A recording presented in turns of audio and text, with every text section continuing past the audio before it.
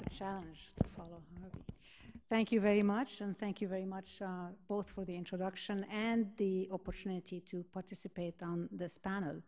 Obviously, to me, the topic of antimicrobial resistance is dear to my heart because I've dealt with it, as Harvey said, for many, many years.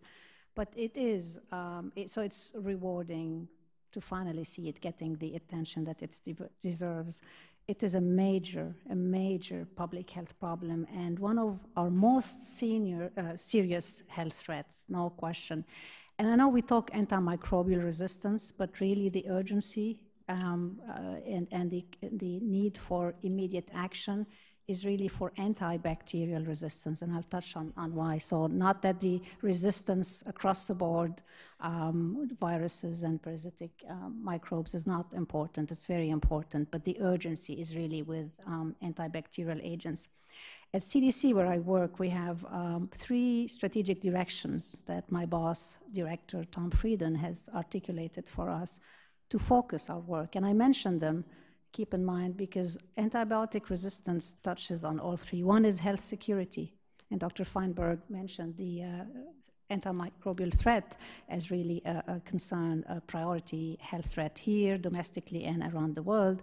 And the report, both the CDC report in terms of the numbers, the estimated 2 million illnesses caused by antibiotic resistance, that's probably an underestimate given the limitation of our data, and 23,000 deaths, and associated cost of over or up to maybe 20 billion in excess direct health care costs from antibiotic resistance. And globally, the WHO report on resistance echoing the concerns and how antibacterial resistance touches every country and every region, and it's serious. And also the problem with lack of knowledge, inadequate knowledge, and inadequate surveillance system to address it. So health security. Second is better preventing leading causes of death, illnesses and deaths, and it's obviously one, as I just said. And the third is strengthening, the need to strengthen public health and healthcare collaboration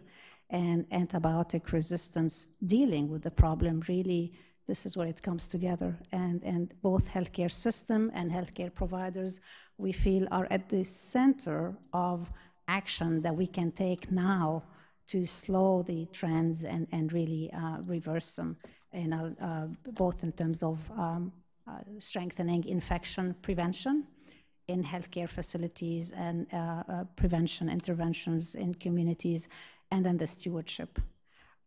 One of the, or actually the main driver for antibiotic resistance is use, and we probably, Dr. Levy can say more and probably more elegantly than I how this is, but it's not a new problem.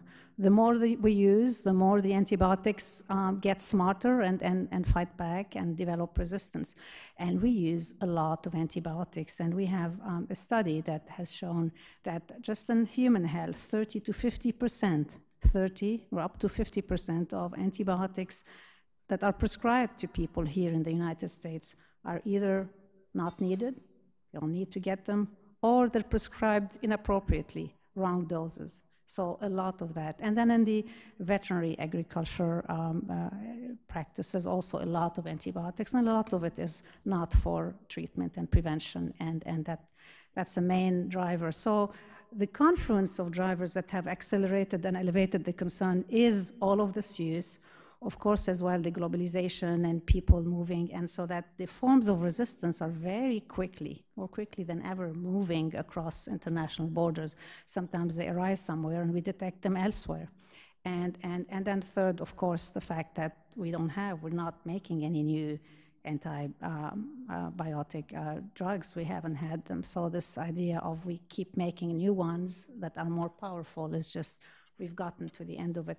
And so there's a cost if we don't do anything. And I mentioned the healthcare cost, but that's really minor compared to what we're dealing with. The cost is really of inaction is huge and unimaginable. And it's almost kind of sound like it's a doomsday scenario, but it's real.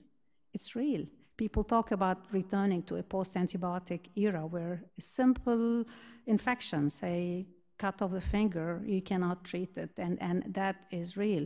We have some pathogens where we don't have, we no longer have any antibiotic that test them, and there's been some stories and documentary that have shown that with faces and people. It is real, it's here, it's with us.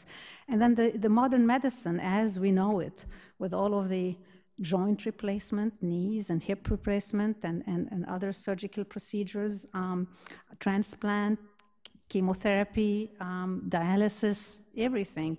It's predicated, it's dependent on antibiotics and our ability to treat and prevent infections. And that goes away and we're in trouble. Everything becomes riskier. So it's serious. Now, there are things, like I said, that we can do to slow the tide, and the CDC FY 2015 budget request has 30 million so that we can start implementing some strategically to slow down and reverse the trends. And the report that Dr. Feinberg mentioned actually highlights the core actions that we feel are necessary. A focus on prevention, as I said, prevention is core. It's basic, but you prevent infection, you prevent the spread of resistance, and so that needs to happen, more of it needs to happen, and there's some specific activities and collaborative around that, as well as improving stewardship programs in hospitals. Every hospital should have a stewardship program and needs to be on top of it, and there's really things to do for everyone in a healthcare facility. But then stewardship also goes beyond healthcare and hospitals. So basically, improve the way we use antibiotics is important. And both of these have shown in studies and actually in there are examples of where they really work. Targeted prevention, antibiotic use. MRSA, you think of methicillin-resistant Staph aureus, and we have seen trends go down for invasive, serious MRSA based on those two pillars here. Of course, we need to also improve our ability to detect and track antibiotics resistance.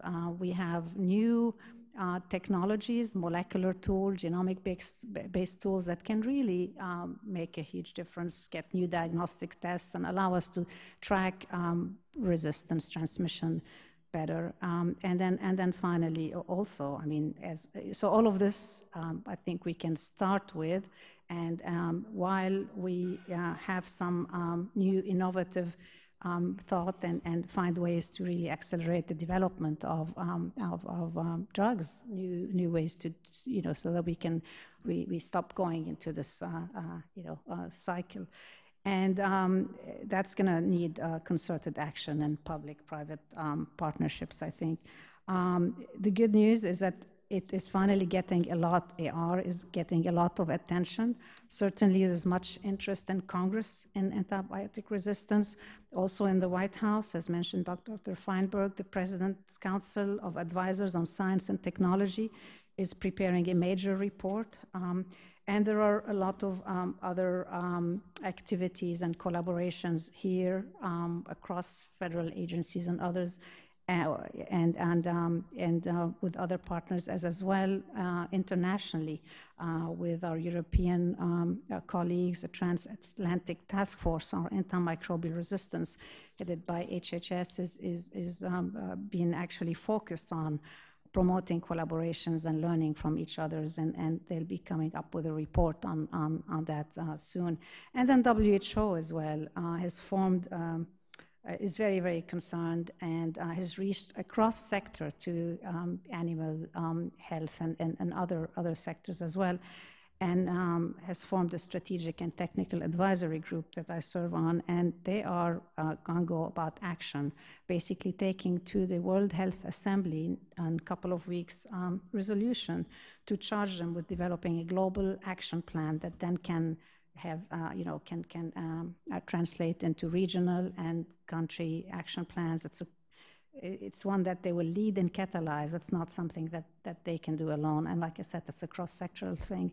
So I think I will stop here. I think it's a very, like I said, very serious problem, but one that we can do something about, and hopefully with the interest and realization of how bad it is, maybe we can start turning the tide. Thank you.